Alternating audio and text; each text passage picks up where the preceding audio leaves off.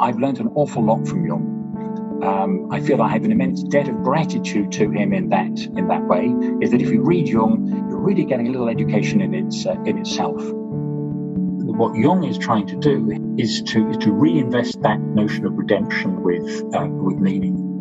Not in a way that abandons its theological term, but to make that meaningful and existential redemption in a world where God is dead. Welcome to Psychology and the Cross. In this episode, I talk to the British scholar Paul Bishop. Paul holds the William Jacks Chair of Modern Languages at the University of Glasgow. He has spent the last 25 years researching and writing on the foundational relationship between C.G. Jung and Friedrich Nietzsche, Johann Wolfgang Goethe, Hans Trub, and much more.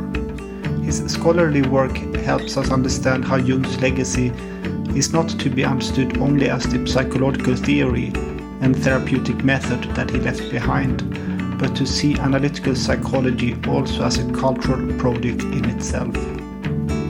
Paul's scholarly work reaches such a width and depth that it really deserves its own separate podcast. At least we would need many more episodes just to scratch the surface of his massive contribution. For this, our first conversation, we decided to stay focused on Goethe and the Faust legend, a text that struck a chord in Jung and a foundational story when trying to understand Jung's own inner motivations, struggles, creative contributions, and wrestling with the religious question.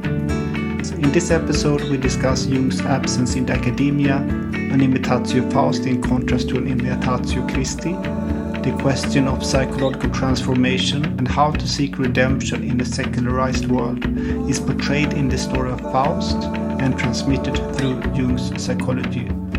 But let's start from the beginning. How did he first of all get in contact with Carl Gustav Jung? How did it all begin?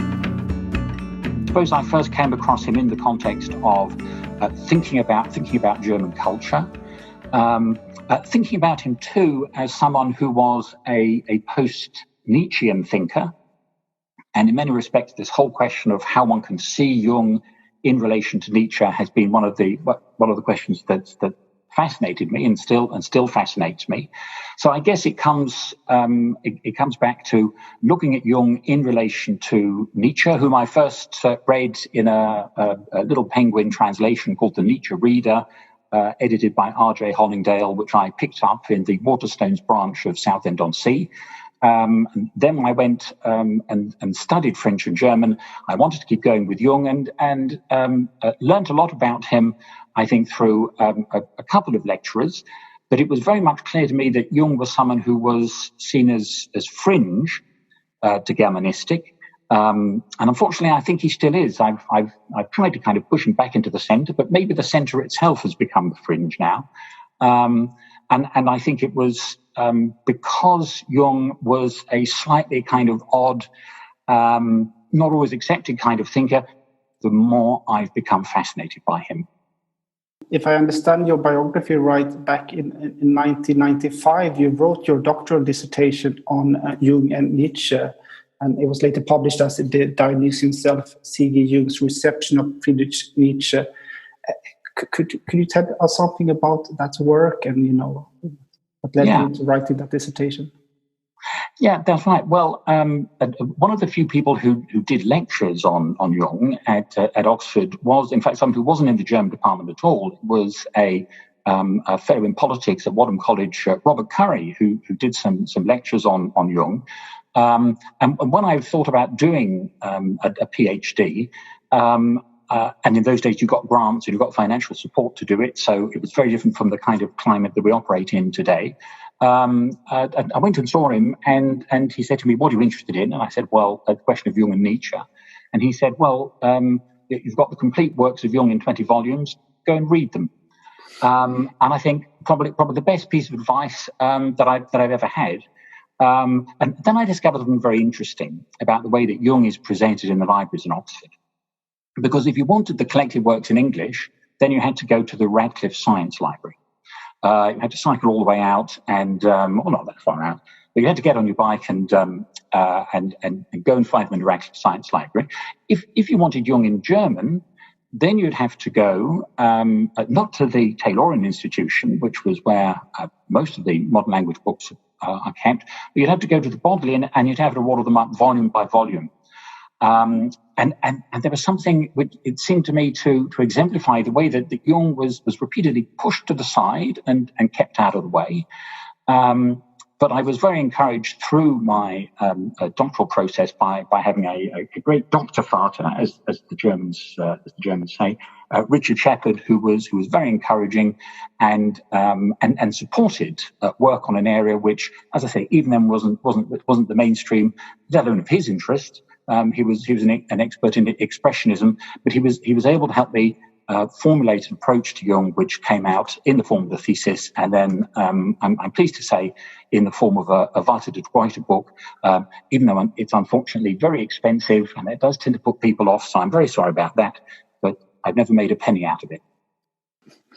But how was it around that time then to write about Jung and Nietzsche, and were there also comments or feedback from colleagues, or was that to choose that as a theme? Well, I think it was probably seen as a rather strange topic to choose. I think a lot of that has to do with the way that psychoanalysis was seen and is seen in Britain. One notices when you go to Germany or Switzerland, that psychoanalysis is much more a part of the culture. There are many more books on psychoanalysis in the bookshops, and there are many more analysts themselves, as you can tell by the little gold plates saying they've got the name and you can go for therapy there. And that's not the place that psychoanalysis has in general, I think, in the UK.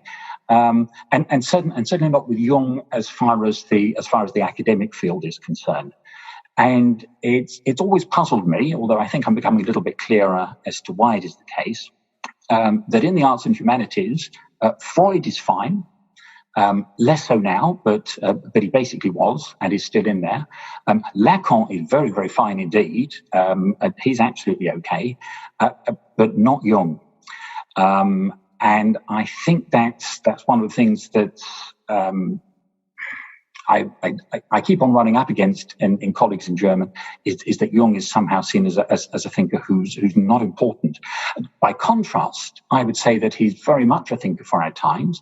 You don't have to be a card-carrying Jungian in order to see that the guy's got something really important to say to us. And as I say, my own experience is that I've learned an awful lot from Jung. I feel I have an immense debt of gratitude to him in that way, is that if you read Jung, you're really getting a little education in itself. He's a fascinating figure for taking you to all kinds of areas in European thought, world thought. He really is a global thinker in that way. And without going maybe today in depth into Nietzsche and Jung, it's such an interesting link, and I've of course spent a little bit of time on reading the seminars and such, but is there something you can share about what you find fascinating in what you have found when you research the two, and maybe parallels and links and relatedness? Yeah, sure. Well, of course, Jung himself draws attention to the importance for Nietzsche for him. It's an important topic in Memories, Dreams, Reflections. And of course, Jung gives this huge, great seminar, 1934 to 39, on Nietzsche's Zarathustra.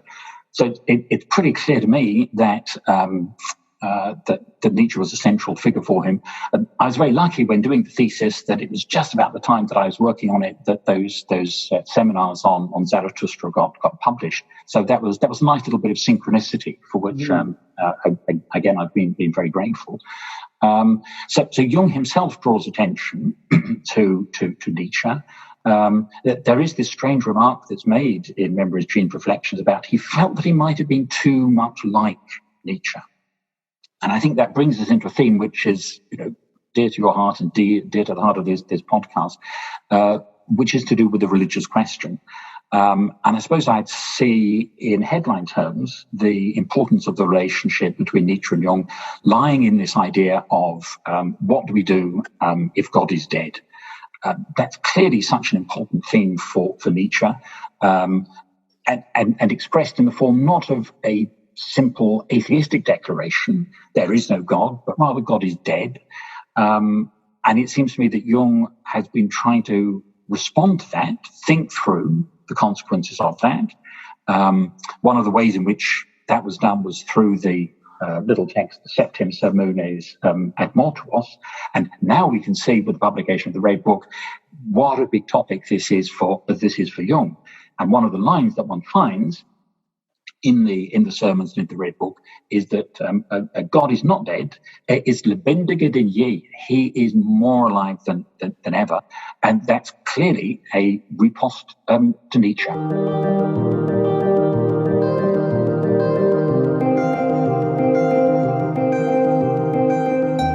The biography of Carl Jung that you wrote in the Critical Life series, the first chapter is called "A Child." Is named "A Child of Goethe."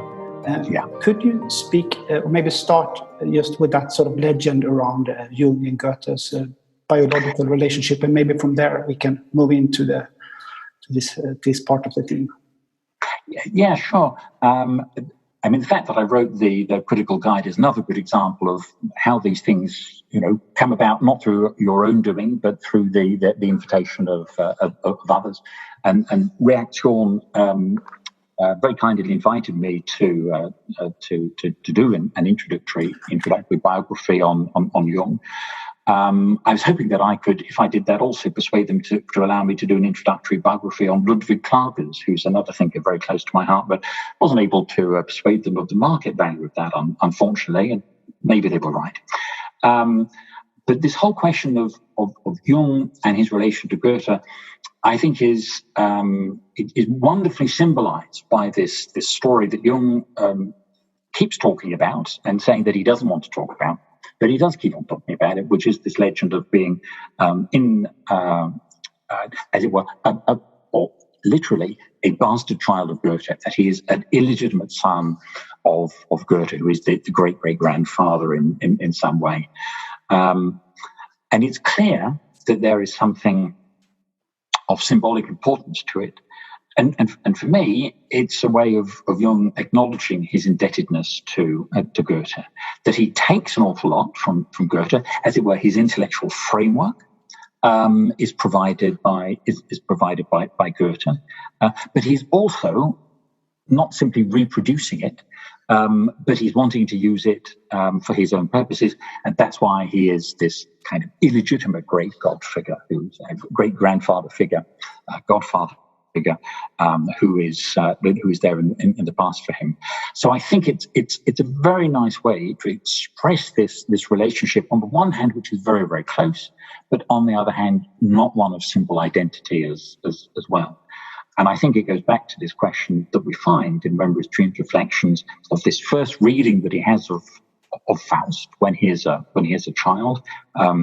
We're told that it's Jung's mother who recommends that he read him. Why don't you go read Faust one of these days? She says to him, and Jung does, and he's struck by it. And I think in many respects, throughout the rest of his life, he is trying to understand what on earth it is that Goethe is doing in this remarkable work. A very strange work. And I think it's one of the things that's often missed when people present Faust as kind of, the iconic work of German literature. Well, what an icon to have. I think one of the few critics who's really put their finger on this is Harold Bloom in his book on the Western canon, where he starts off by saying how strange, how weird Faust is. So it's not, I don't think, a dry, canonical, irrelevant, out-of-date text at all. It is weird, and it's weird in a way which makes it interesting. And Jung, I think, identifies two things in particular that he wonders about when reading Faust. And the first of those is this figure of Mephisto, the relation between Faust and Mephisto, and this very difficult question of, well, how are we to interpret the end of Faust 2, when Mephisto is in effect tricked out of having Faust as his prey through having has he or hasn't he won the wager? So there's this whole question of the relation between Faust and Mephisto, and what happens at the end when Mephisto is tricked out of getting Faust's soul. And then, as a related point, because after all it's Mephisto who tells Faust about them, the related point is the figure of the mothers. And the question of what does this mother scene represent in Faust II? How are we to understand it? And I think we can see both of these themes: the question of Faust and the relation to Mephisto. The whole question of the mothers and the mother scenes is running away through all its way through Jung's earliest work. Psychology of Unconscious, Transformations and Symbols of Libido, Wandlungen Symbole der Libido, where you have numerous and very substantial references to and quotations from Faust. So I think it's a mega important question for Jung, and to the extent that Transformations and Symbols sets up the agenda for what Jung wants to do, contra Freud, not just Freud, but also pro what he himself wants to see himself doing, then we can see that Goethe has helped Jung discover that intellectual framework for him. And how would you describe what you say, what he wants to do? I mean, how would you, in simple words, try to describe what he wants to do with this project that's starting here? I suppose it comes down to this question of what does one understand by libido? How does one define it? You've got Freud's view of libido as essentially sexual. You've got Adler talking about libido. Adler is another figure who I think is pretty much left out of the figure and out of the picture, unfortunately. But you've got Adler, who Jung, I think, not entirely incorrectly aligns with Nietzsche and the will to power. You've got the idea that libido is essentially a drive to power. And against that, Jung is trying to offer a much more intricate and sophisticated idea of libido, because it can also turn against itself. Because you enter this whole dynamic of growth and death and rebirth. And so you might say you've got a definition of the libido which is essentially processual. And what have we got in the form of Goethe's Faust? We've got a wonderful working out of process across part one. And then on an even larger scale in part two, you have got a whole set of processes. And for me, it's that dynamic of coming into being and dying away and being reborn. That dynamic, that narrative, if you like, that structural dynamic, which is in Faust, that is the most important thing for Jung. It's not so much that we can go searching for alchemical symbols, although they're undoubtedly there. And Jung talks about Faust as being an alchemical text. But I think that's not simply an invitation to hunt the symbol, but just to look at the deeper underlying structures. And in the case of alchemy, you have the structure of transformation. In the case of Faust, very evidently, you have this structure of transformation. And it's also there, it's at the heart of, well, it's in the very title of the book, the Wandlungen, transformations and the symbols of the libido, which is part of Jung's project. But also you're mentioning the mothers and you're mentioning Mephistofeles, yeah? Yeah. Is there something to say just shortly about those two huge themes? Well, if we go back and we look at Faust 2, the mother scene is not directly represented. It is something. The descent of the mothers, of course, in a way, can't be represented because they're outside space and time, and that does make it difficult to represent. But Mephisto tells Faust about how he must go down to the mothers. Why does he want to do that? Because he wants to get Helen of Troy and Paris back in order that he can present them to the emperor for entertainment. So you've got a very complex narrative framework as part of Faust 2. But Jung hones in on this, as others have done, Rudolf Steiner, for example, on this particular episode as being one which is of symbolic importance. And it is of great importance. At the same time, one also would say when reading Faust 2, that as a literary text, it is full of symbolism. I think it's also full of irony and humor as well. And that's an aspect of Goethe which it seems one often overlooks. Maybe Jung himself overlooks it from time to time. But Mephisto is telling Faust about how he must descend down into the depths in order to be able to bring up Helen of Troy. That is to say, in order to bring up again the emblem of ancient beauty. So we've got behind this story of getting these figures up for the entertainment of the emperor in Faust 2 Act 1, we've got the idea of how do we recover the past? How do we recover ancient beauty? And how do we bring it to life? It's not simply recovering it as something which is dead and gone, but how do we bring it up and enter into a living relationship with it? And of course, that resurrection, if you like, that recovery, that revival, that bringing to life of ancient beauty is actually done through the form of Helena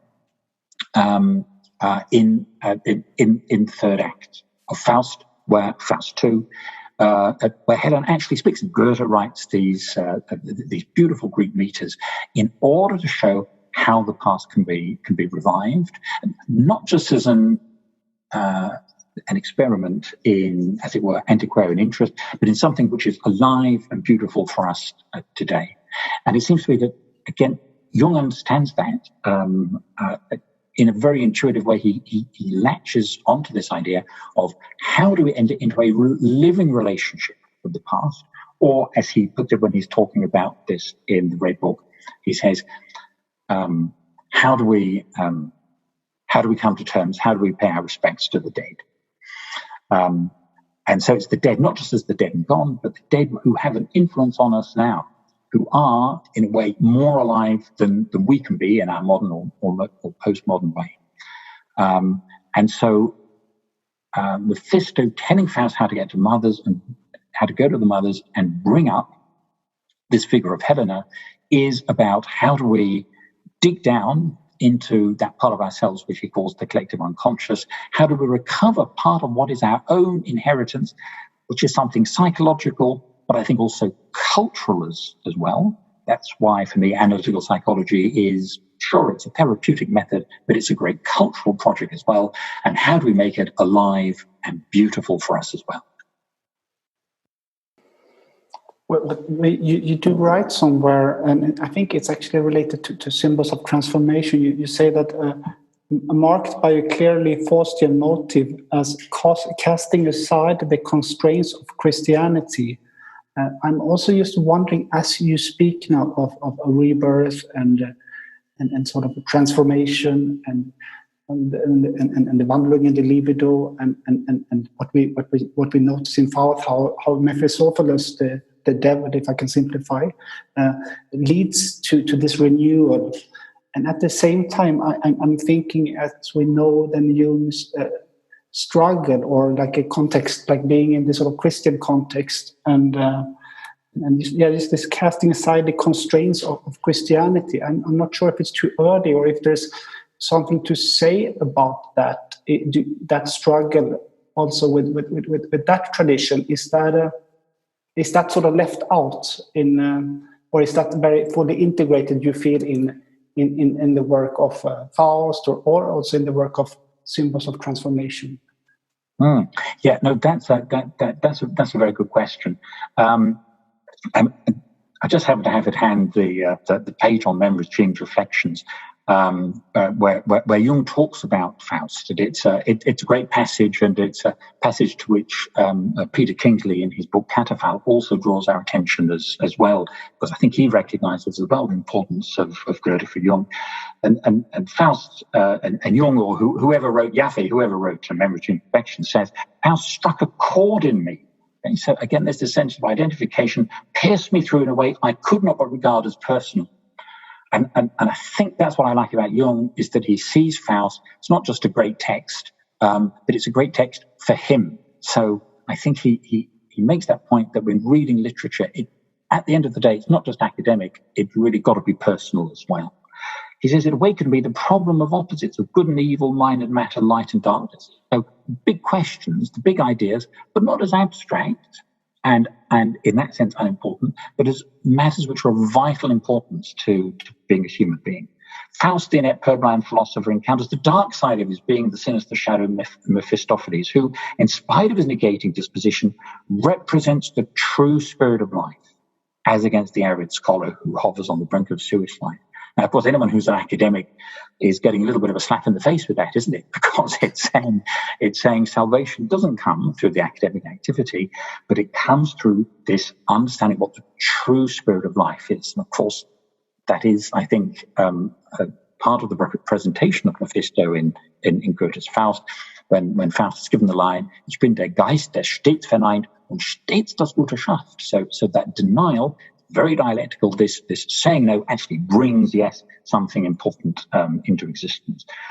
Jung says, "My own inner contradictions appeared here in a dramatized form." Jung had written virtually a basic outline and pattern of my own conflicts and solutions. So it seems to me that he sees Goethe's Faust as creating this arena, this space for him to explore himself as well. And then he goes on to say, "Later I consciously linked my work to what Faust had passed over." And for me, these are the three great topics of analytical psychology. Respect for the eternal rights of man, so human rights. So there is an ethical dimension to analytical psychology. Second, recognition of the ancient, what I was talking about earlier. How do we deal with the archaic? And the continuity of culture and intellectual history. And that is what I would see as Jung's great contribution to the arts and humanities, even if the arts and humanities doesn't seem able to see it.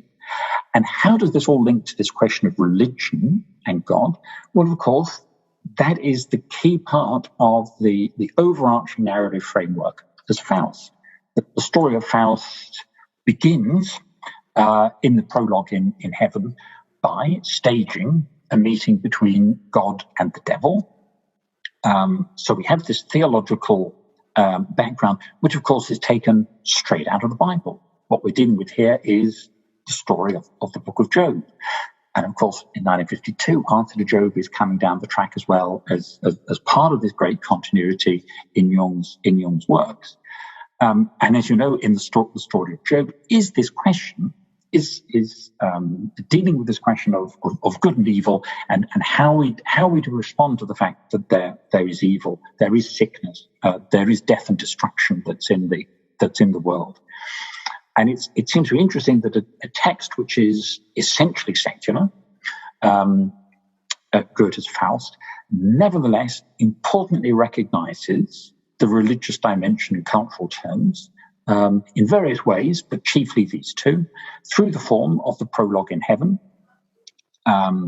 where God and Mephisto talk, and just as in the Hebrew scriptures, Job is identified as it were, the figure on whom the Satan is going to be able to work his evil magic. So equally, the Lord, the Herr, in the prologue in Faust, says to Mephisto, "Look, here is my knecht, here is my servant.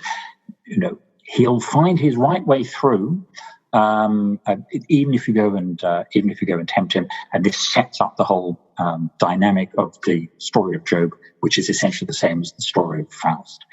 That's one of the religious dimensions which I think is in there, an important Judeo-Christian framework to the entire story of Faust. Then, if we ever make it to the end of Faust 2 itself, we have the great Schluss scene, the final scene, which is a parody, a pastiche, difficult to find the right kind of word for it, a reworking of Dante's Divine Comedy and the climactic scene of the Paradiso. And you have all these angels and all these doctor figures, and you have the entelechy of Faust going up. And of course, at the end of it all, you've got the Magna Mater herself. So as a text which is essentially a part of the secular canon, it's suffused, it's absolutely saturated with these religious ideas and images, which are not really incidental, but are absolutely integral to the story. They're there right at the beginning of the prologue, in the Judeo-Christian background of the story of Job, and they're there right at the conclusion with this Dantesque apotheosis with which the entire work ends.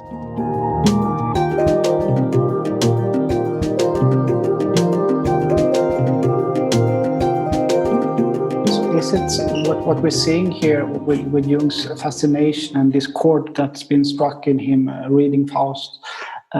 Is it, we've been talking about an Imitatio Christi before and Jung's sort of a rendering of that, but it sounds like an Imitatio Fausti.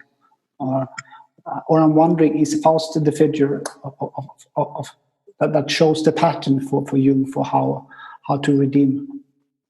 Well, I think that's a very good way of putting it, except, of course, that interestingly, and that seems to be something that Jung draws attention to when he's talking about Faust, is that in many ways Faust is a failure to integrate the shadow, is a failure to successfully resolve these problems, and that's why Faust is such a morally compromised figure.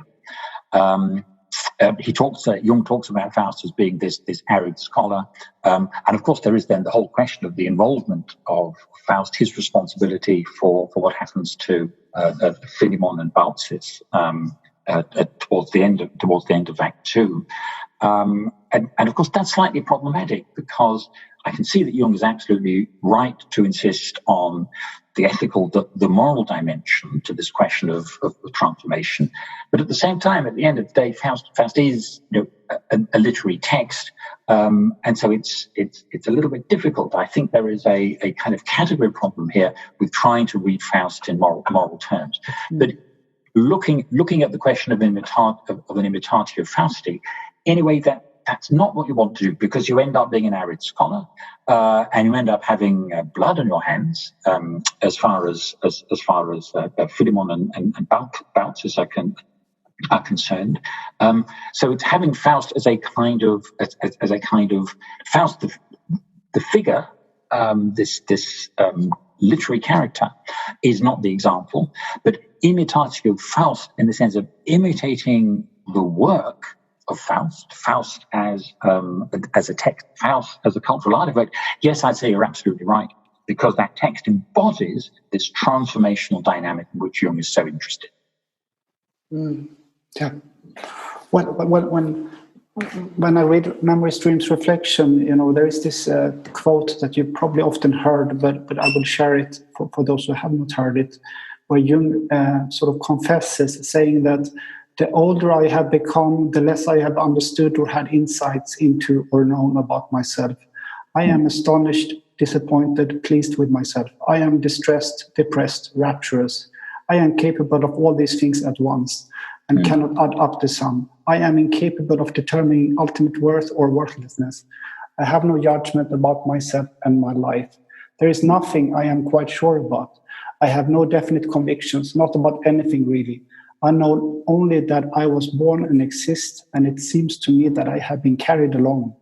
I exist on the foundations of something I do not know.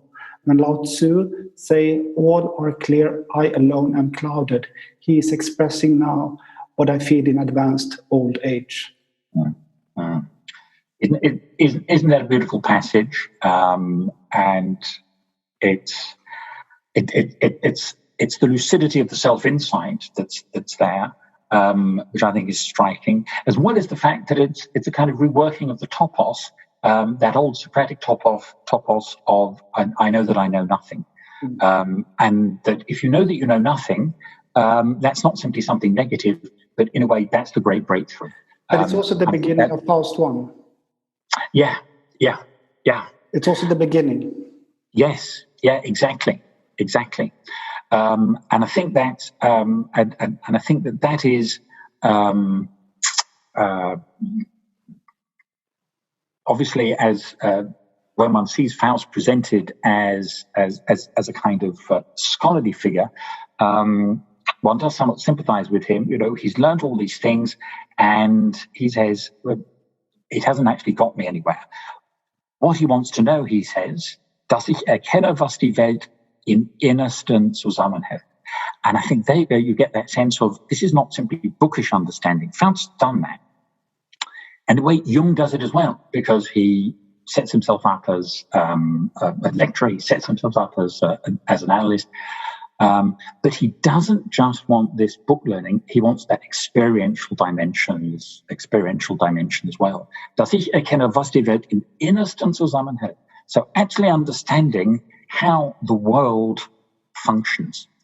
And by talking about it as eine Welt, it's to see the world as a cosmos rather than simply a happenstance of things. It's to see the world as a place where one can look for meaning. And I think that's a great Goethean project, is to see life as something which is essentially meaningful. There's a great quote where Jung says in one of his letters, he says, the point of life is life. On the one hand, that's a tautology. On the other hand, it isn't. It's the whole point is to be alive. It's a kind of vitalist conception of identity, and it's also to see that was die Welt zusammenhält is to understand the dynamics, is to understand the processes, to understand the transformations that go on within it. Well, that's interesting. Yeah. And I also, I did just before we met today, I sort of reread the conclusion that you make in your biography on Carl Jung, and you in the last paragraph you're pointing to that. You say that, and this, after all, is precisely the message of Faust, that one replaces the violent striving indexed to the masculine or patriarchal to attain something essentially unknowable, to perceive the inmost force that bonds the very universe by an acceptance of a gentler, almost imperceptible dynamic of being pulled along the eternal feminine draws us on high. In other words, ultimately Jung subscribed to a position one might well call Goethean vitalism. He believed that the point of life is life.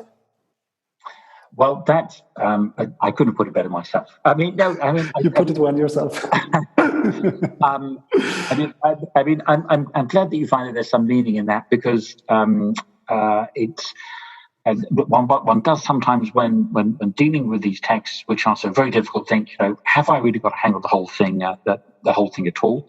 But the more I look at it, and the more that I have conversation with people like yourself and others, the more it seems to me that this is a helpful and a fruitful approach towards these texts and to Jung. It's not about forcing them into some sort of predetermined pattern. It's not about getting them to align with each other in a way which is not true to them. But it is in a way to take seriously Jung's sense that culture is essentially a question of continuity, and I think that's maybe something that we've lost in the arts and humanities, where we very much like deconstructing, we like disrupting, and we like problematizing, and that's all fine. But if you only leave people with that, and of course there is this crisis in the arts and humanities at the moment, at least in the universities, that we're getting fewer and fewer students. And it is maybe one of the problems that if you offer something which is essentially negative and disruptive, that doesn't answer the need that people have, which is to say, well, I want to understand how these texts interrelate. I want to understand what are the connections between them. I want to understand actually what are the connections between myself and the world. And I think the big topic that Jung addresses, which is what is the relation between the self and the world, that is really what a renewed and revived arts and humanities might think about offering to people. Because if those connections are there, they're there whether we recognize them or not. And I think that Jung is a great thinker for trying to say, well, let's try and make these ideas productive. It doesn't mean we have to be signing up to being card-carrying Jungians or anything like that. But can these ideas be made to work? Do they help enrich our understanding of these texts like Goethe's Faust and Nietzsche's Zarathustra? And if so, then that's surely a good thing. And it's not committing oneself a priori to a particular ideological position. It's simply to understand what these thinkers, these writers, these artists were doing. It's about having an attitude of humility towards them and saying, we've got in Faust an incredibly complex text. How am I, with my limited intellectual capacities, going to be able to enter into this vast world? And similarly with Jung, this immense demonstration of learning, of erudition that we find in his works, I think ought to encourage us to say, well, let's go with this flow, and let's try and get into the continuities which Jung draws his attentions to. I'm also thinking about Jung's need to sort of bring ideas into life, also materially, or like, yes, he's writing, he's thinking, but also to actually sculpt things. Yeah. So at at his tower there, Bolling, he built, he carved the famous inscription on the wall, Philemonis sacrum Fausti puententia, the shrine of Philemon, the repentance of Faust. He carved in there, into the wall. Yeah. So I'm just wondering, for you, how do you understand this? That's a very good question, and again, I was interested to see that in the catafalque, Peter Kingsley pays a lot of attention to this to this inscription, as well as to the significance of the tower at Bollingen as well.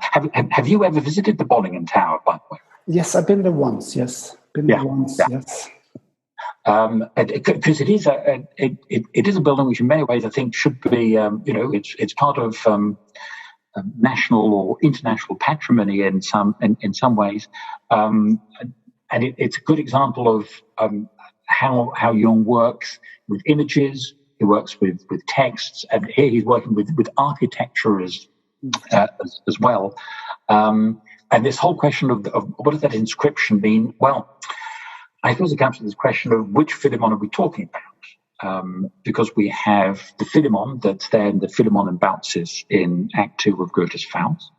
That in turn refers back to the story of in Ovid in the Metamorphoses, which Goethe, in a conversation with Eckermann, says is kind of part of the background to what he was doing with. And then we have Jung's Philemon as well. This figure with the sort of kingfisher wings, this guru-like figure who appears, and I wish I could give an entirely coherent explanation of what it means to talk about the shrine of Philemon and the repentance of Faust. But to me, it seems Jung's way of acknowledging his personal debt to this Goethean dilemma of, should we say, the necessity of evil and the inevitability of violence. And that's something which is too easy to say and too easy to pass over. And Jung, I don't think, means it in an easy way. And nobody should, after the 20th century, mean it in an easy way. It seems to me a way of linking the kind of ethical and moral and psychological questions that Jung is dealing with political issues. In the bit of Memories, Dreams, Reflections that I was reading from, where he talks about Faust, up above, he talks about how the archetypes were knocking on the door in Wagner. He talks about the First World War. There is, of course, the relation he makes between what happens to Philemon and Baucis in the Second World War. So the political dimension of the real world devastation that Jung is part of as well as a historical figure. To me, it's problematic because we have real historical moral issues about guilt and responsibility, and then on the other hand, we have a literary text, we have a cultural artifact, and to me, there's a difficult relationship between the two of those things. And I'm not sure that it is always the right thing to talk about historical guilt and responsibility in literary terms, because they're simply different. They're two different categories. But it seems to me, my provisional understanding of what is happening in that inscription is to say that Jung is understanding the sources of what goes wrong in the 20th century. And the year, do we know the year that he actually made this inscription? Or about? That's a very good question. I think it is there in the first iteration of the tower. Then it moves around. I think he then puts it as the tower builds. He shifts it over to another place. But my question would be, when he talks about it as the shrine of Philemon, is we've got these three Philemon figures: the Jungian, the Ovidian, and the Goethean. So of which shrine is it? And if it's a shrine to all three of them, then how does that relate to this penitential question of Faust? Because, of course, Faust is, in Goethe's text, not penitential. That's the whole problem. That's the whole problem in moral terms within this theological framework of understanding what happens at the end of Faust 2. Within the terms of that framework, what happens at the end of Faust 2 is a scandal, because Faust, after all, the man who's entered on the pact with the devil, led Gretchen into a ruin, has got the blood of Philemon and Baucis on his hands, ends up being saved. And of course, that is that's the great moral, if you like, theological affront to Judeo-Christianity that Goethe is making in his text, is that Faust, who in every other Faust story is damned, is in this one, precisely because of what he's done, is saved. And the one thing we don't see Faust being is penitent.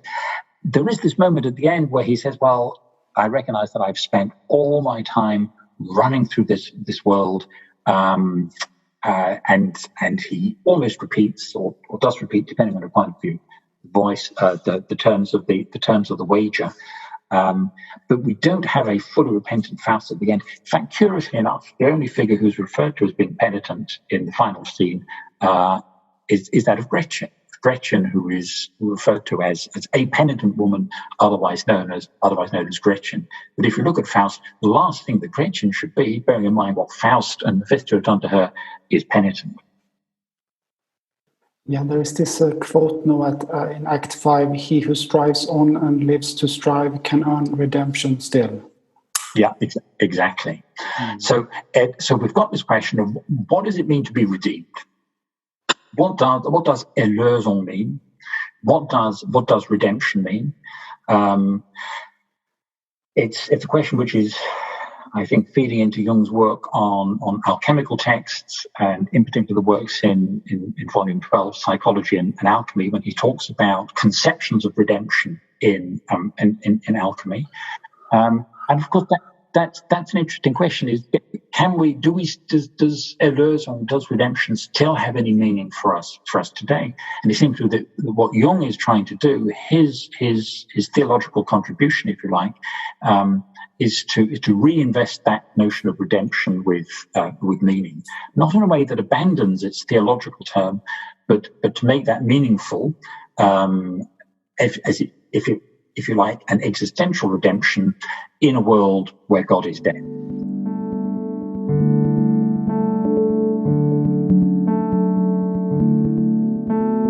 This makes me think about the background to these struggles, or the theology, or the Christian heritage that both Goethe and Jung lived with in themselves. And I'm also thinking about the erlöser would in a more traditional way be Jesus Christ, no? I mean, the Redeemer. Yeah. I'm wondering about that, if you could say something what you found in your research and how you understand maybe first Goethe's relationship to Christ and Christianity, and something about Jung on that matter. Yeah, sure. There is this line which we find in Dichtung und Wahrheit. What a great title, Poetry and Truth. So it's not a simple autobiography, just as Memories, Dreams, Reflections, not a simple autobiography. Where Goethe talks about wanting to have a religion for my own private use. And it seems to me that comes very close to the way that Jung sees things as well. I think that there is a sense of disconnect that Goethe experiences between himself and the church, or organized religion. But this doesn't mean that he abandons those religious terms. As you can see in Faust, the theological aspect is really important. So he doesn't simply turn his back on it, but he treats it differently. As it were, he treats it artistically in Faust. And similarly with Jung, we have a sense of a great disconnect with organized religion. That's there in the accounts that we find in Memories, Dreams, Reflections of his first communion, this experience which is built up for him, and it's a huge disappointment, as well as this sense that the religion hasn't quite got hasn't got a handle on what God really means. This peculiar God that defecates on Basel Cathedral, this God that he talks about him being ecstasy and a bloody struggle as well. So a God that's far more ambivalent and ambiguous than the very simple one which Jung sees being offered in the form of Protestant Christianity that he comes across. And of course, then there's the whole question of his father Paul Jung's apparent loss of faith. That again, someone for whom God simply becomes dead. It doesn't work anymore. But Jung is not unlike Freud, who just sees religion as mere infantile narcissism. Doesn't see it as simple as that, but he's trying to work out a response which recognizes this symbolic dimension to Christianity. And I think that's why Jung is so important for us, because he sees this symbolic dimension as on its last legs, that the symbol has ceased to speak to us in the way that it did in the past.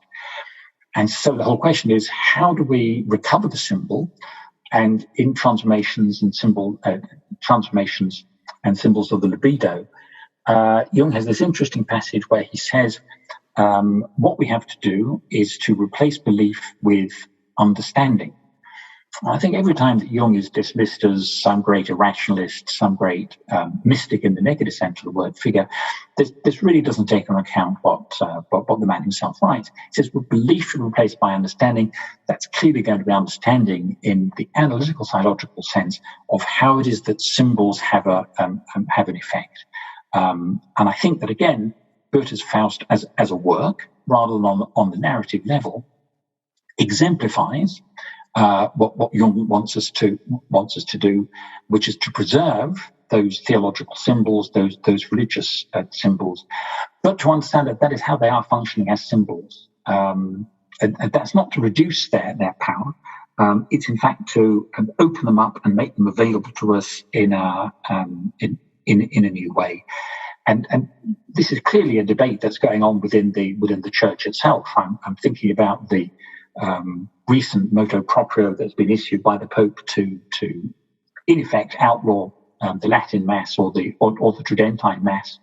Now, Jung, when he's writing about it in his transformation symbols in the Mass, there we got that word transformation again, is fascinated by this symbolic dimension. And Jung, I think, is someone who doesn't want to go to church, but he's interested in what this religious, this cultural construct can say. And so I think it's interesting that one of the most vigorous responses and defenses of the Latin Mass, the Tridentine Mass, has come from an atheist thinker in France, Michel Onfray, who wrote a great piece, I think it was in Le Figaro, where he says, look, I'm an atheist, but even I can see that the Tridentine Mass is important because of its cultural, its symbolic significance.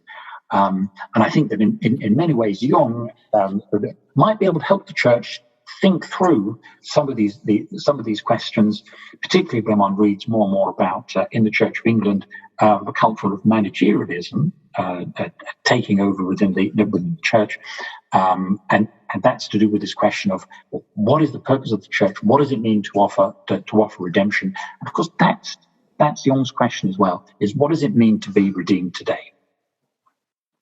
I just the other day finished editing the last conversation I had with Bernard Sartorius, which is a Jungian analyst in Zurich, but he's also a scholar of Islamic studies.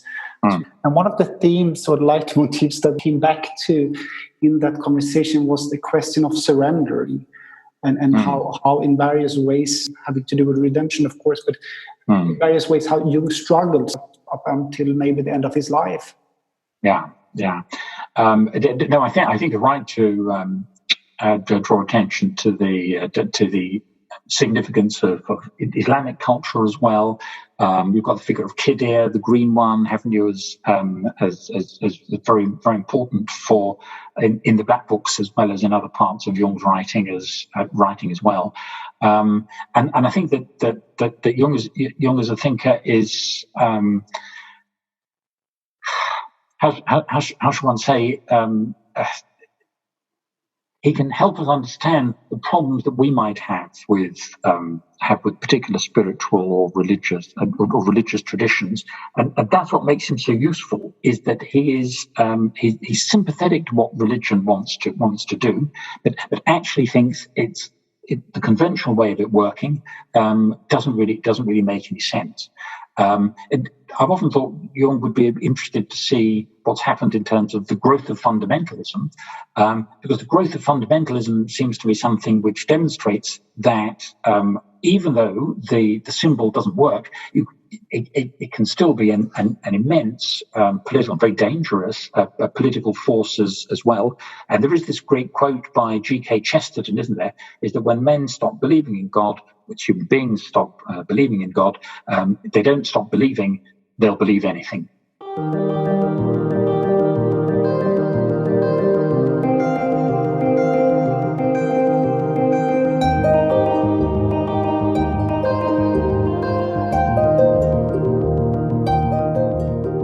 Well, another thing that we come back to in various conversations with scholars and analysts in this in the beginning of this podcast series now has been the famous quote from Jung in the BBC interview when he says, "I don't need to believe, I know."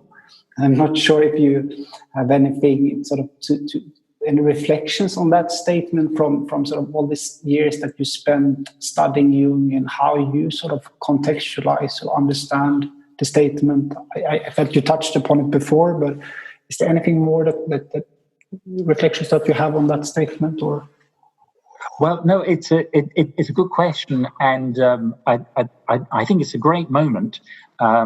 It's a fantastic interview, and it's a great moment in the interview, and just reminds us of what a good performer Jung was. I mean, give him credit. He's excellent at doing this sort of publicity stuff. And it's such an intriguing moment when he is put by John Freeman the Gretchenfrage, as the Germans call it, don't they? The Gretchen question: do you believe in God or not? This is put to Jung, and it's just wonderful to see how he really sort of ramps it up for full effect by saying, "Oh, well, believe," and pauses so dramatically, and then says, "I know." But of course, he doesn't tell us what he knows. And it's even a wonderfully ambiguous statement, because in some ways it's a kind of Gnostic remark, isn't it?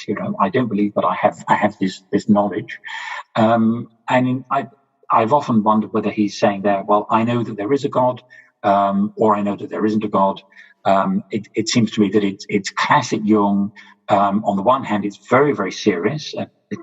Serious is one of the most fundamental questions that one can ask, and yet at the same time, it's playful.